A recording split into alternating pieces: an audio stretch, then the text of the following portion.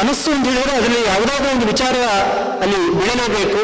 ನಾವು ಯಾವುದನ್ನು ಆಲೋಚನೆ ಮಾಡಬಾರ್ದು ಅಂತ ಯಾವುದನ್ನು ನಾವು ದೂರದಲ್ಲಿ ಇರಬೇಕು ಅಂತ ಹೇಳ್ತೇವೋ ಅದು ಮನಸ್ಸಿನಲ್ಲಿ ಹೆಚ್ಚು ಗಟ್ಟಿಯಾಗಿ ಬಂದು ಕೂತ್ಕೊಳ್ಳುತ್ತದೆ. ಅದರಿಂದಾಗಿ ಹೊರಗಿನ ಆ ಆಲೋಚನೆಗಳನ್ನು ಬಿಟ್ಟು ಭಗವಂತನ ಪ್ರತಿಮೆಯನ್ನ ಮನಸ್ಸಿನಲ್ಲಿ ಗಟ್ಟಿ ಸ್ಥಾಪನೆ ಮಾಡಿಕೊಳ್ಳಬೇಕು. ಅದಕ್ಕೋಸ್ಕರ ಭಗವಂತನ ತತ್ವಜ್ಞಾನ ಬೇಕು ನಿನಗೆ. ಆ ಭಗವಂತನ ತತ್ವಜ್ಞಾನವನ್ನು ಮೊದಲು ಸಂಪಾದನೆ ಮಾಡು. ಇಡೀ ಲೋಕದಲ್ಲಿ ಮಂಗಳಮಯ ಎನಿಸಿದಂತಹ ರುದ್ರದೇವರಿದ್ದಾರೆ. ಆ ರುದ್ರದೇವರಲ್ಲಿ ಹೋಗಿ ಭಗವಂತನ ತತ್ವಜ್ಞಾನವನ್ನು ಸಂಪಾದನೆ ಮಾಡು ಅಂತ ಬ್ರಹ್ಮದೇವರು ನಾರದವರಿಗೆ ಆದೇಶ ಮಾಡಿದ್ದಾರೆ.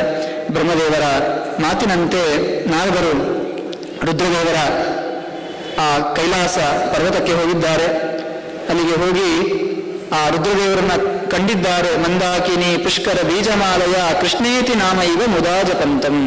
ಹಿಂದೆ ನಾವು ನಿನ್ನೆ ದಿನ ನೋಡಿದ್ವಿ, ರುದ್ರದೇವರು ಆ ಕೃಷ್ಣ ಮಂತ್ರದ ಜಪವನ್ನು ಮಾಡ್ತಾ ಆನಂದ ತುಂಬಿರರಾಗಿರ್ತಾರೆ. ಮಂದಾಕಿನಿ ಪುಷ್ಕರ ಬೀಜಮಾಲಯ, ಆ ಕೃಷ್ಣ ಕೃಷ್ಣ ಕೃಷ್ಣ ಅಂತ ನಾಮಸ್ಮರಣೆಯನ್ನು ಮಾಡ್ತಾ ಕೃಷ್ಣೇತಿ ನಾಮ ಇವ ಮುದಾ ಜಪಂತಂ, ಅತ್ಯಂತ ಹಾರ್ಧವಾದ ಒಂದು ಆನಂದವನ್ನು ಅನುಭವಿಸ್ತಾ ಆ ಕೃಷ್ಣ ಮಂತ್ರವನ್ನು ಜಪ ಮಾಡ್ತಾ ಇರ್ತಾರೆ. ಅವರ ಬಳಿ ಹೋಗಿ ಸದಾಶುತೋಷಂ ಭವರೋಗ ವರ್ಜಿತಂ, ಭಕ್ತರಿಗೆ ಆಶುತೋಷ ಅಂತ ರುದ್ರದೇವರಿಗೆ ಹೆಸರು. ಅತ್ಯಂತ ಶೀಘ್ರದಲ್ಲಿ ನಮಗೆ ಅನುಗ್ರಹವನ್ನು ಮಾಡುವವರು. ಅಂತಹ ರುದ್ರದೇವರ ಬಳಿಗೆ ಹೋಗಿ ನಮಸ್ಕಾರವನ್ನು ಮಾಡಿದ್ದಾರೆ. ನಮಸ್ಕಾರವನ್ನು ಮಾಡಿ ತನಗೆ ಭಗವಂತನ ಅನುಗ್ರಹಕ್ಕೆ ಕಾರಣವಾಗ್ತಕ್ಕಂತಹ ತತ್ವಜ್ಞಾನವನ್ನು ನೀಡಬೇಕು ಅಂತ ಕೇಳಿದಾಗ ತುಂಬ ಸುಂದರವಾದಂತಹ ಒಂದು 3-4 ಅಧ್ಯಾಯಗಳಲ್ಲಿ ಒಬ್ಬ ಇಡೀ ಜೀವನದಲ್ಲಿ ಒಬ್ಬ ವ್ಯಕ್ತಿ ಯಾವ ರೀತಿಯಾಗಿ ಜೀವನವನ್ನು ಮಾಡಬೇಕು ಅಂತಕ್ಕಂತಹ ಸಾಮಾನ್ಯ ಮನುಷ್ಯರಿಗೂ ಬೇಕಾದಂತಹ ಧರ್ಮಾಸನಗಳನ್ನು ರುದ್ರದೇವರು ಉಪದೇಶ ಮಾಡ್ತಾ ಇದ್ದಾರೆ. ಬ್ರಾಹ್ಮೆ ಮುಹೂರ್ತೆ ಚೋತ್ತಾಯ ಬ್ರಹ್ಮರಂಧ್ರಸ್ಥ ಪಂಕಜೆ ಸೂಕ್ಷ್ಮೇ ಸಹಸ್ರಪತ್ರೇ ಸ್ವೇ ನಿರ್ಮಲೇ ಗ್ಲಾನಿವರ್ಜಿತೆ. ಒಬ್ಬ ವ್ಯಕ್ತಿ ಬೆಳಗ್ಗೆ ಏಳುವುದರಿಂದ ಹಿಡಿದು ಇಡೀ ದಿನದಲ್ಲಿ ಮಾಡಬೇಕಾದಂತಹ ಧರ್ಮಾಚರಣೆಗಳನ್ನು ನಾರದನಿಗೆ ರುದ್ರದೇವರು ಉಪದೇಶ ಮಾಡ್ತಾ ಇದ್ದಾರೆ. ಬ್ರಹ್ಮದೇವರ ವಿಶೇಷ ಸನ್ನಿಧಾನಕ್ಕೆ ಒಳಪಟ್ಟಂತಹ ಬ್ರಾಹ್ಮಿ ಮುಹೂರ್ತದಲ್ಲಿ ನಾವು ಹೇಳಬೇಕು. ಎದ್ದ ಕೂಡಲೇ ತುಂಬ ಕೆಲವು ಸುಂದರವಾದಂತಹ ಮಾತುಗಳನ್ನು ಹೇಳ್ತಾರೆ. ಮನುಸ್ಮೃತಿಯಲ್ಲಿ ನಾವು ಆ ಮಾತನ್ನು ಕೇಳ್ತೇವೆ. ಬ್ರಾಹ್ಮಿ ಮುಹೂರ್ತೆ ಉತ್ತಾಯ ಧರ್ಮ ಅರ್ಥವು ಅನುಚಿಂತಯೇತ್ ಅಂತ ನಾವು ಮನು ಹೇಳ್ತಕ್ಕಂತಹ ಮಾತು. ಬ್ರಾಹ್ಮಿ ಮುಹೂರ್ತದಲ್ಲಿ ಇದ್ದು ಧರ್ಮ ಮತ್ತು ಅರ್ಥವನ್ನು ಚಿಂತನೆ ಮಾಡಬೇಕು. ಅದನ್ನ ವ್ಯಾಖ್ಯಾನಕಾರರು ತುಂಬ ಸುಂದರವಾಗಿ ಹೇಳ್ತಾರೆ. ಅಲ್ಲಿ ಧರ್ಮ ಅಂತ ಹೇಳಿದ್ರೆ ವೇದದ ಚಿಂತನೆಯನ್ನು ಮಾಡಬೇಕು, ವೇದ ಮಂತ್ರಗಳ ಪಠನವನ್ನು ಮಾಡಬೇಕು, ಆ ಭಗವಂತನ ಸ್ತುತಿಗಳನ್ನು ಪಠನ ಮಾಡಬೇಕು, ಮಂಗಳಪ್ರದವಾದಂತಹ ಮಂಗಳ ಸ್ತೋತ್ರಗಳನ್ನು ಪಠನ ಮಾಡಬೇಕು. ಅದರ ಅರ್ಥದ ಚಿಂತನೆ ಧರ್ಮ ಅರ್ಥವು ಅಂತ, ಆ ಮಂತ್ರಗಳ ಅರ್ಥನ ಅಂದ್ರೆ ಭಗವಂತ, ಆ ಭಗವಂತನ ಚಿಂತನೆಯನ್ನು ಇಟ್ಟುಕೊಂಡು ಆ ಸ್ತುತಿಗಳನ್ನ ಮಂಗಳಾಷ್ಟಕಗಳನ್ನ ಪಠನ ಮಾಡಬೇಕು ಅಂತ.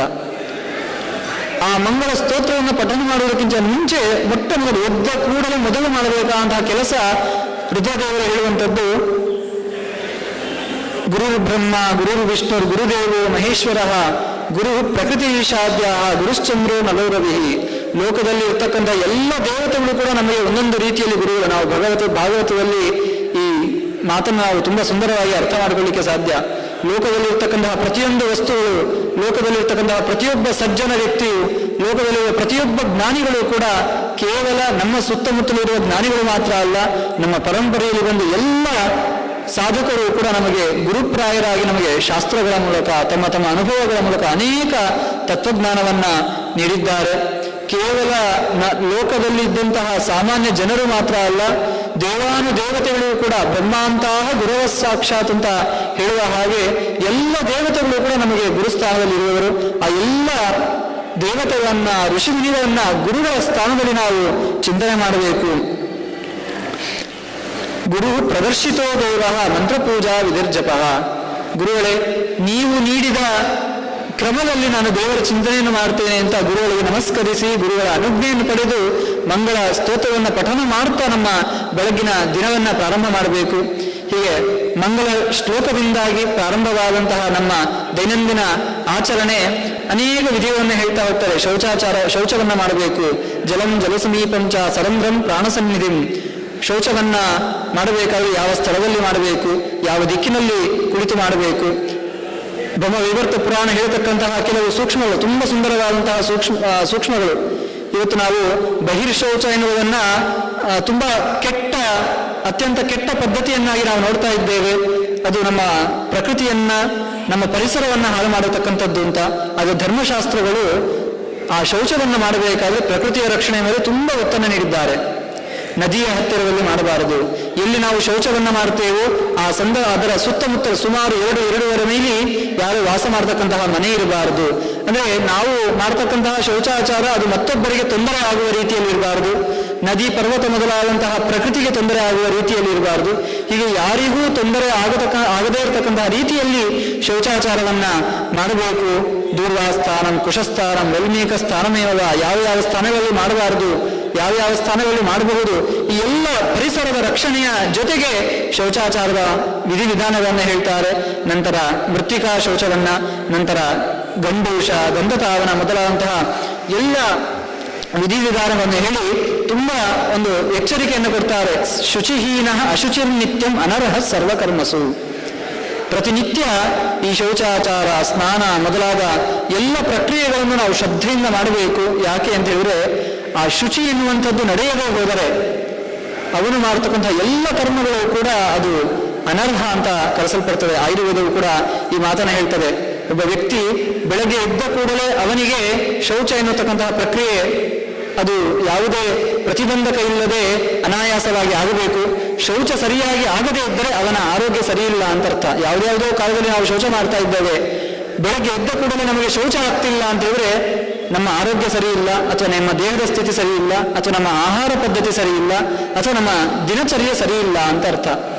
ಹೀಗೆ ನಮ್ಮ ದಿನಚರ್ಯೆ, ನಮ್ಮ ಆಹಾರ ಪದ್ಧತಿಯನ್ನ ಅಷ್ಟು ಸುಂದರವಾಗಿ ನಮ್ಮ ಪರಂಪರೆಯವರು ನೀಡಿದ್ದಾರೆ.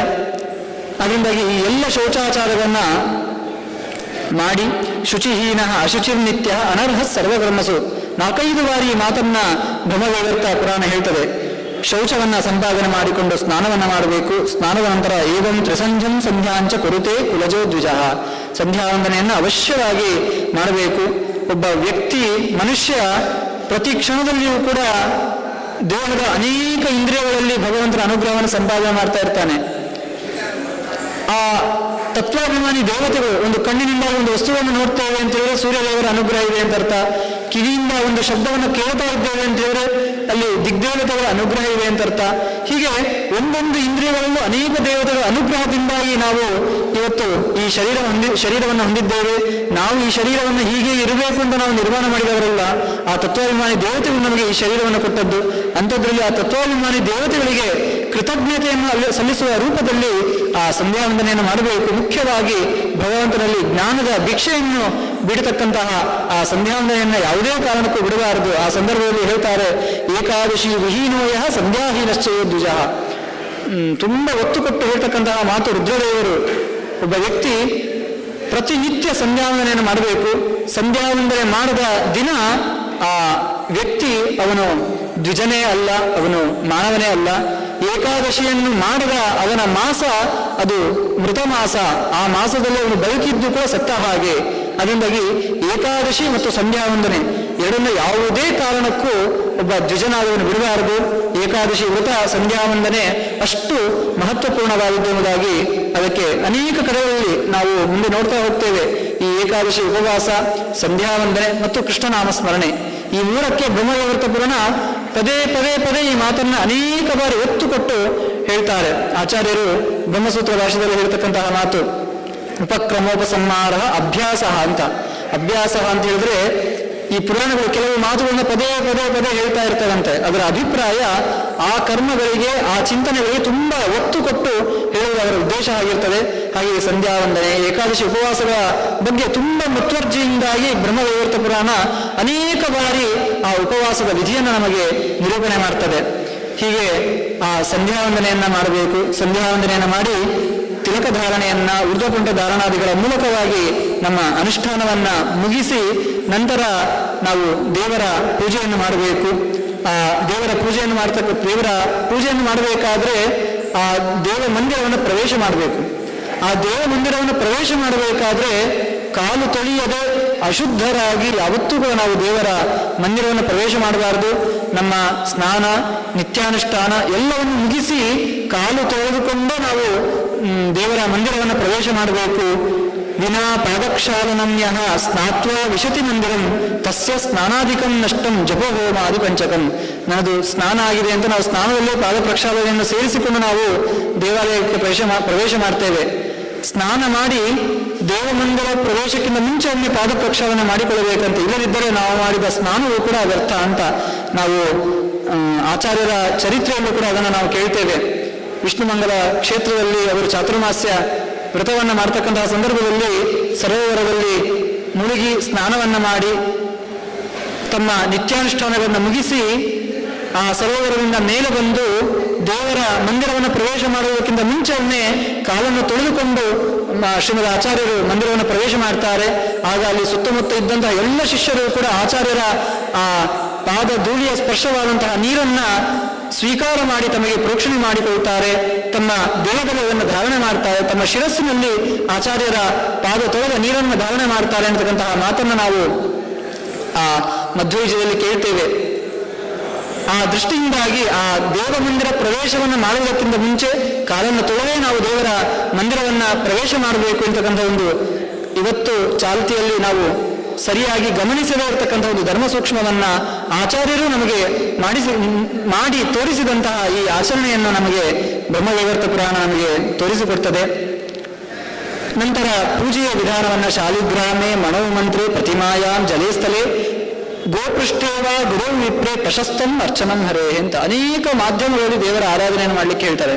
ಮೊದಲು ಅಚಲ ಪ್ರತಿಮೆಯಲ್ಲಿ ಶಾಲಿಗ್ರಾಮ, ಮಣಿ ಅಥವಾ ಪ್ರತಿಮೆ ಅಥವಾ ನೀರಿನಲ್ಲಿ ಆದರೂ ಕೂಡ ದೇವರ ಆರಾಧನೆಯನ್ನು ಮಾಡ್ತಕ್ಕಂತಹ ವಿಧಿವಿಧಾನಗಳನ್ನ ಶಾಸ್ತ್ರಗಳು ನಿರೂಪಣೆ ಮಾಡಿದ್ದಾರೆ.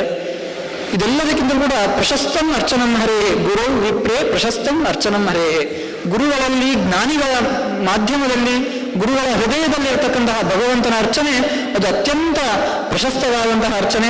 ಅಂತಹ ಷೋಡಶ ಉಪಚಾರದಿಂದ ಕೂಡಿದ ಆ ಪೂಜೆಯನ್ನು ಮಾಡಬೇಕು. ಆ ಪೂಜೆಯಲ್ಲಿ 16 ಬಗೆಯ ಉಪಚಾರಗಳಿವೆ.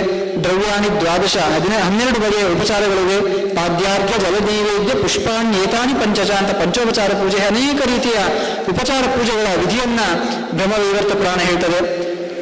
ಪೂಜೆಯನ್ನು ಮುಗಿಸಿ ಕೃತ್ವಾ ವೈ ದೇವಪೂಜಾಂಚ ಯಜ್ಞಂ ಕುರ್ಯಾ ವಿಚಕ್ಷಣ ಶ್ರೋತಸ್ಮಾರ್ತಾಗ್ನಿಯುಕ್ತಂ ಚ ಬಲಿಂ ದದ್ಯಾತ್ ತಥೋ ಮುನಿ ನಿತ್ಯಶ್ರಾದ್ದಂ ಯಥಾಶಕ್ತಿ ದಾನಂ ವಿತ್ತಾನುರೂಪಕಂ. 2 ಸಾಲಿನಲ್ಲಿ ಒಬ್ಬ ಮನುಷ್ಯ ಪ್ರತಿನಿತ್ಯ ಮಾಡಬೇಕಾದಂತಹ ಪಂಚಯಜ್ಞಗಳ ಬಗ್ಗೆ ಬ್ರಹ್ಮವೈವರ್ತ ಪುರಾಣ ಆದೇಶವನ್ನು ಮಾಡ್ತದೆ. ಪ್ರತಿಯೊಬ್ಬ ವ್ಯಕ್ತಿ ಮಾಡಬೇಕಾದಂತಹ ಪಂಚಯಜ್ಞಗಳು ದೇವಯಜ್ಞ, ಬ್ರಹ್ಮಯಜ್ಞ, ಪಿತೃಯಜ್ಞ, ಭೂತಯಜ್ಞ, ನೃಯಜ್ಞ ಎಂಬುದಾಗಿ 5 ಯಜ್ಞಗಳು. ನಾವು ಇದನ್ನು ಸಾಮಾನ್ಯವಾಗಿ ಅನೇಕ ಸಂದರ್ಭಗಳಲ್ಲಿ ಕೇಳಿರುತ್ತೇವೆ. ಒಬ್ಬ ವ್ಯಕ್ತಿ ಹುಟ್ಟಿದ ನಂತರ ಅನೇಕ ಬಗೆಯ ಋಣಗಳನ್ನು ಸಂಪಾದನೆ ಮಾಡ್ತಾನಂತೆ. ಅನೇಕ ರೀತಿಯ ಸಾಲಗಳನ್ನು, ಅದು ಹಣದ ರೂಪದ ಸಾಲವೇ ಆಗಬೇಕಂತಿಲ್ಲ, ಅನೇಕ ಜನರಿಂದ ಉಪಕಾರವನ್ನು ಪಡಿತೇವೆ, ಅನೇಕ ಜನರಿಂದ ಅನೇಕ ರೀತಿಯ ಅನುಗ್ರಹವನ್ನು ನಾವು ಪಡೆದಿರ್ತೇವೆ. ಅದೆಲ್ಲವೂ ಕೂಡ ಋಣರೂಪದಲ್ಲಿರುತ್ತದೆ. ಇದು ಕೇವಲ ಹುಟ್ಟಿದ ನಂತರದಲ್ಲಿ ನಾವು ಪಡೆಯುವ ಉಪಕಾರ ಋಣ ಅಲ್ಲ. ಒಬ್ಬ ಮನುಷ್ಯ ಹುಟ್ಟುವುದಕ್ಕಿಂತ ಮುಂಚೆಯೇ ಅನೇಕ ಜನರಿಂದ ಋಣವನ್ನ, ಸಾಲವನ್ನು ಸಂಪಾದನೆ ಮಾಡಿ ಒಬ್ಬ ಮನುಷ್ಯ ಹುಟ್ಟುತ್ತಾನಂತೆ. ಅದರಲ್ಲಿ ವಿಶೇಷವಾಗಿ ದೇವಋಣ ಅಂತ ಹೇಳಿದಾಗ, ನಾನು ಆಗ ಹೇಳಿದ ಹಾಗೆ ಒಬ್ಬ ವ್ಯಕ್ತಿ ಇಷ್ಟು ಸುಂದರವಾದ ಶರೀರವನ್ನು ಪಡಿತಾನೆ ಅಂತ ಹೇಳಿದ್ರೆ, ಈ ಶರೀರವನ್ನು ನಾವು ನಿರ್ಮಾಣ ಮಾಡಿದ್ದಲ್ಲ, ನಮ್ಮ ತಂದೆ ತಾಯಿಯರು ನೀಡಿದ್ದು. ಅವರನ್ನು ಕೇಳಿದರೆ ಅವರು ಕೂಡ ಇದೇ ರೀತಿಯ ಶರೀರ ಬೇಕು ಅಂತ ನಿರ್ಮಾಣ ಮಾಡಿ ನಮಗೆ ಈ ಶರೀರವನ್ನು ಕೊಟ್ಟದ್ದಲ್ಲ.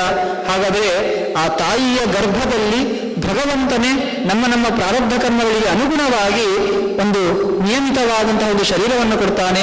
ಆ ಶರೀರದಲ್ಲಿ ಕಣ್ಣು ಕೆಲಸ ಮಾಡಬೇಕು, ಕಿವಿ ಕೆಲಸ ಮಾಡಬೇಕು, ಬಾಯಿ ಕೆಲಸ ಮಾಡಬೇಕು, ಕೈ ಕೆಲಸ ಮಾಡಬೇಕು, ಹೀಗೆ ಅನೇಕ ಜ್ಞಾನೇಂದ್ರಿಯಗಳು, ಕರ್ಮೇಂದ್ರಿಯಗಳು ಕೆಲಸ ಮಾಡುವುದಕ್ಕೋಸ್ಕರ ತತ್ವಾಭಿಮಾನಿ ದೇವತೆಗಳ ಅನುಗ್ರಹವನ್ನ ಈ ಶರೀರದಲ್ಲಿ ಭಗವಂತ ನಮಗೆ ನೀಡ್ತಾನೆ. ಹಾಗಾದರೆ ಆ ಎಲ್ಲ ತತ್ವಾಭಿಮಾನಿ ದೇವತೆಗಳ ಋಣವನ್ನು ನಾವು ಸಂಪಾದನೆ ಮಾಡಿ, ಅವರ ಸಾಲ ರೂಪದಲ್ಲಿ ಈ ಶರೀರವನ್ನು ಸಂಪಾದನೆ ಮಾಡಿ ನಾವು ಹುಟ್ಟಿರ್ತೇವೆ. ಹಾಗಾದರೆ ಹುಟ್ಟಿದ ಮೇಲೆ ಆ ದೇವತೆಗಳ ಋಣವನ್ನು ನಾವು ಪರಿಹಾರ ಮಾಡಿಕೊಳ್ಳಬೇಕಾದದ್ದು ನಮ್ಮ ಮುಖ್ಯವಾದಂತಹ ಒಂದು ಕರ್ತವ್ಯ. ಇನ್ನು 2ನೆಯದ್ದು ಪಿತೃಋಣ. ಪಿತೃ ಎನ್ನುವಂತಹ ಶಬ್ದಕ್ಕೆ ಇಲ್ಲಿ ತಂದೆ ಇರತಕ್ಕಂತಹ ಅರ್ಥ ಮಾತ್ರ ಅಲ್ಲ, ನಮ್ಮ ಪರಂಪರೆ, ತಂದೆ ತಾಯಿ, ಅವರ ತಂದೆ ತಾಯಿ, ಹೀಗೆ ನಮ್ಮ ಸಮಗ್ರ ಹಿರಿಯರ ಪರಂಪರೆಯ ಸಾಲವನ್ನು ನಾವು ಪಡೆದು ಈ ಶರೀರವನ್ನು ಸಂಪಾದನೆ ಮಾಡಿರ್ತೇವೆ. ನಾವಿವತ್ತು ವಿಜ್ಞಾನದಲ್ಲಿ ಇದನ್ನು ಜೀನ್ಸ್ ಎನ್ನುವಂತಹ ಶಬ್ದದಿಂದ ಹೇಳ್ತೇವೆ. ನಮ್ಮ ಹಿರಿಯರಿಂದಾಗಿ ಅನೇಕ ರೀತಿಯ ಒಂದು ಶರೀರದ ಸಾಮರ್ಥ್ಯ ಆಗಿರಬಹುದು, ಮಾನಸಿಕ ಸಾಮರ್ಥ್ಯ ಆಗಿರಬಹುದು, ಅಥವಾ ಒಂದು ಬೌದ್ಧಿಕ ಆಲೋಚನೆಯನ್ನು ಮಾಡ್ತಕ್ಕಂತಹ ಒಂದು ಸಾಮರ್ಥ್ಯ, ಇವೆಲ್ಲವನ್ನು ಕೂಡ ನಮ್ಮ ಹಿರಿಯರ ಬಳುವಳಿಯಾಗಿ ನಾವು ಅವರ ಅನುಗ್ರಹದಿಂದ ಪಡೆದಿರ್ತೇವೆ. ಹಾಗಾದರೆ ಒಬ್ಬ ವ್ಯಕ್ತಿ ಹುಟ್ಟಬೇಕಾದ್ರೆ ತಂದೆ ತಾಯಿ ಹಿರಿಯರ ಆ ಋಣವನ್ನು ಸಂಪಾದನೆ ಮಾಡಿಕೊಂಡು ಬಂದಿರ್ತಾನೆ. ಅವರ ಋಣವನ್ನು ಅವನು ಪರಿಹಾರ ಮಾಡಬೇಕಾದದ್ದು ಅವನ ಜವಾಬ್ದಾರಿ, ಅವನ ಕರ್ತವ್ಯ.